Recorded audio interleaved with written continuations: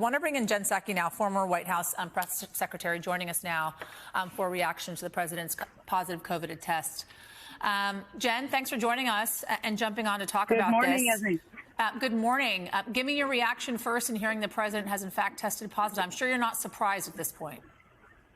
No, I mean, I think, Yasmin, as many people would expect who've been following this closely, I think we've been preparing, or they've been preparing for this probably for several months now, given the percentage of people in the country who have tested positive.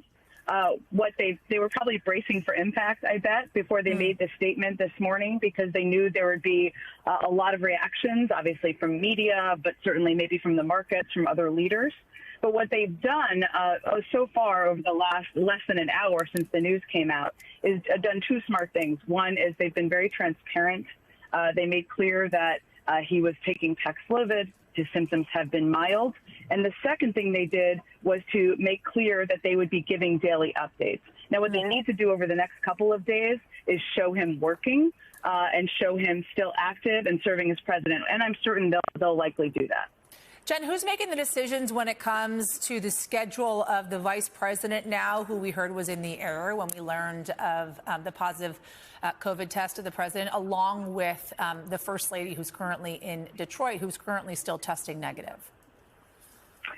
So the vice president's office in the West Wing is right around the corner from the chief of staff's office. There's a very close working relationship, especially in moments like this, in nearly every White House.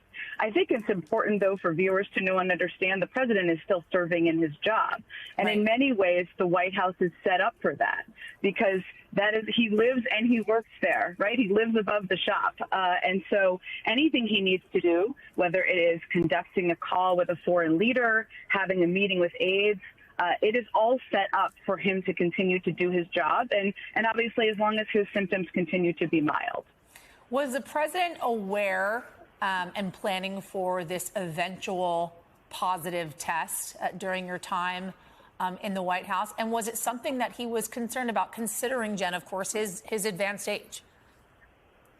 Well, I think, as you noted, Yasmin, the president and anyone around him took every step possible. He received that second booster just back at the end of March, not only to protect his own health, but to send a message to the country about how important that is. I think anyone is preparing for the possibility they may test positive. I mean, I've had COVID twice, right? And I was pretty careful and took every precaution necessary. It can happen. But what is hugely important here is the reason he is having mild symptoms is because he was boosted twice and because he took those precautions. But yes, you're preparing. He has obviously a doctor who's his personal doctor. Every president has access to the best medical care in the world. And fortunately, every White House, regardless of whether you're going through a pandemic or not, is prepared for the president to serve in a variety of places, locations, including recovering from COVID in the White House. This is certainly a president who has allowed his personal experiences in his life to drive certain policy decisions that he has made during his time as not only president, but vice president as well. Do you expect the same thing to happen here now that he has been diagnosed with COVID?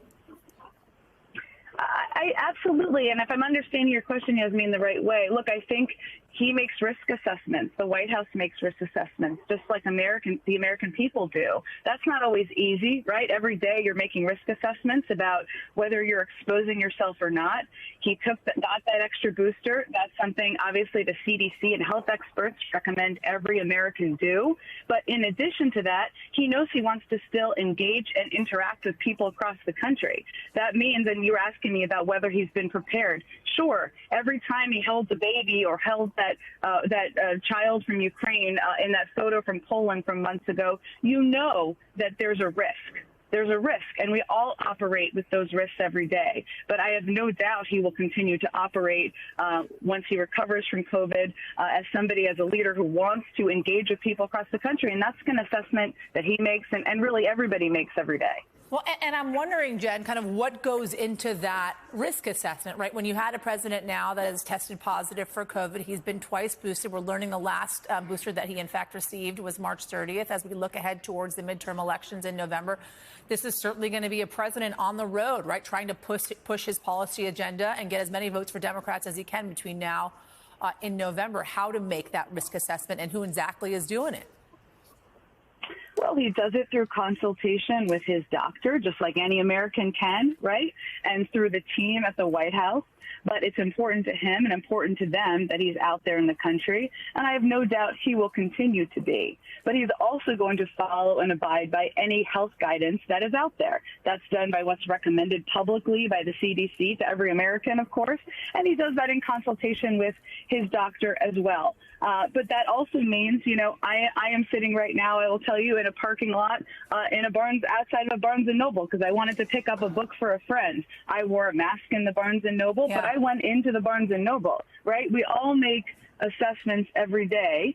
My kids are at summer camp this summer, just like other kids. But my son just got his second booster, thanks to the amazing science, right?